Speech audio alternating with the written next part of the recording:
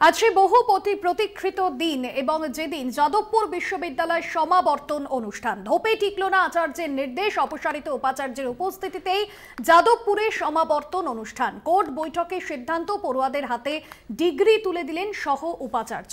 দেখছেন সেই ছবি, উপাচার্যের অনুপস্থিতিতেই কিন্তু এই সমাবর্তন অনুষ্ঠান। শুভঙ্কর মণ্ডল আমাদের প্রতিনিধি রয়েছেন আমাদের সঙ্গে ফোন লাইনে। শুভঙ্কর, কি জানা যাচ্ছে?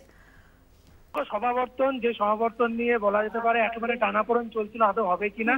সেই সমাবর্তন সকাল 10:45 নাগাদ শুরু হয়েছে এবং পূর্ব নির্ধারিত যে সময় ছিল সকাল 10টা, সেখানে শুরু করা যায়নি, কেননা কোর্ট বৈঠক চলছিল এবং প্রায় কোর্ট বৈঠক, তারপর সেই কোর্ট বৈঠক শেষে সিদ্ধান্ত হয় যে হ্যাঁ, উপাচার্য তিনি সমাবর্তনে উপস্থিত থাকবেন, বুদ্ধদেব সাউ প্রভিসি অর্থাৎ সহ উপাচার্য উপস্থিত থাকবেন। এবং উপাচার্য স্টেজে উঠে যেটি করলেন, তিনি কিন্তু সমস্ত দায়িত্ব সহ উপাচার্য অমিতাভ দত্ত তাকে দিয়ে দিলেন এবং অমিতাভ দত্তের পৌরোহিত্যে এই মুহূর্তে সমাবর্তন অনুষ্ঠান চলছে। ইতিমধ্যেই যারা পিএইচডি ডিগ্রি হোল্ডার অর্থাৎ যারা গবেষক, তাদের পিএইচডি ডিগ্রি দেওয়া হয়েছে। যারা ডিগ্রি হোল্ডার অর্থাৎ বিএ বিএসসি যারা ডিগ্রি হোল্ডার, তাদের ডিগ্রি এই মুহূর্তে প্রদান করার প্রক্রিয়া চলছে এবং এটি একটি লেন্দি প্রসেস। কিন্তু তোমায় জানিয়ে রাখি, এটি একেবারে 20 জলে চলে গিয়েছিল যেমন আচার্য গতকাল উপাচার্যকে সরিয়ে দিয়েছিলেন, কেননা তাকেই তিনি নিয়োগ দিয়েছিলেন, সরিয়ে দিয়েছিলেন এবং সেইখানে রাজ্য সরকারের তরফ থেকে, বিশেষ করে উচ্চশিক্ষা দপ্তরের তরফ থেকে গতকালই তাকে নিয়োগের নির্দেশ দেওয়া হয় এবং তার তত্ত্বাবধানেই সমাবর্তন অনুষ্ঠান হবে বলে জানানো হয়।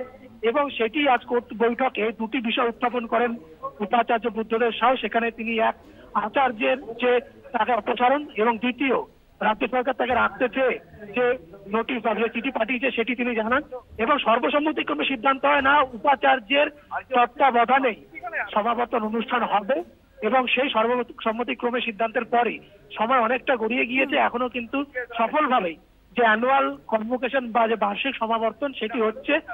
স্পেশাল কনভোকেশন এবছর হবে না বলে স্পষ্টই জানানো হয়েছিল। তোমায় জানিয়ে রাখি, এই সমাবর্তনে বিশেষ অতিথি বা প্রধান অতিথি হিসাবে ইউজিসি চেয়ারম্যান মনিরালা জগদীশ কুমার তার উপস্থিত হওয়ার কথা ছিল, কিন্তু তিনি এই একাধিক নানা আইনি জটিলতা টানাপোড়েনের জেরে আজ সকালে তিনি দিল্লি ফিরে গেছে। তবে সমাবর্তন কিন্তু ধন্যবাদ জানাবো। শুভঙ্কর মণ্ডল আমাদের প্রতিনিধি ছিলেন ফোন লাইনে। কোর্ট বৈঠকের সর্বসম্মতিতে সিদ্ধান্ত।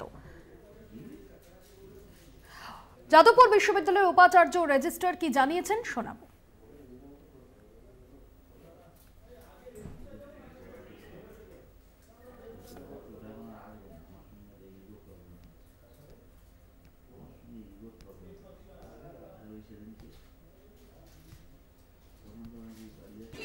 কনভোকেশন হবে, কোর্ট বলেছে কনভোকেশন হবে। হ্যাঁ, আমি থাকবো, দেখতে থাকুন,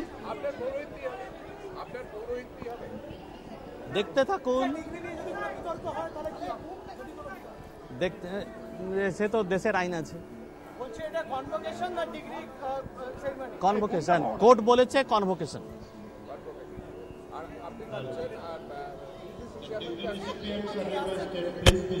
আমি তো এখানে ছিলাম। কনভোকেশন হবে, আমি থাকছি, কোর্ট তাই বলেছে, কোর্ট তাই বলেছে।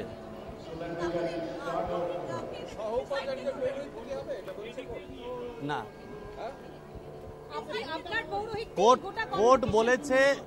বলেছে যে আমি ভাইস চ্যান্সেলর হিসাবে কনভোকেশন চালাবো। ঠিক আছে, এবারে বাকিগুলো দেখতে থাকুন না। আরে এখন আমি কি বলছি, বাকিগুলো টাইম বলবে, যেটা হবে সেটা বলবেন।